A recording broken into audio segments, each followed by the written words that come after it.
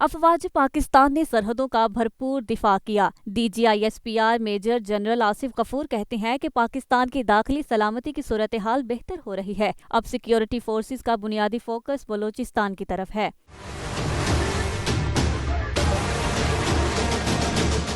Major general Asif غفور کہتے ہیں کہ آرمی چیف وزیر اعظم عمران خان کے ہمراہ وائٹ ہاؤس ملاقات میں شرکت کریں گے، پینٹاگون کا دورہ اور امریکی ملٹری قیادت سے ملاقاتیں بھی کریں گے۔ پاکستانی عوام اور سیکیورٹی اداروں کی کوششیں اور قربانیاں رنگ لا رہی ہیں۔ دہشت گردی سے متاثرہ علاقوں میں سول انتظامیہ سے مل کر بحالی کا کام جاری ہے۔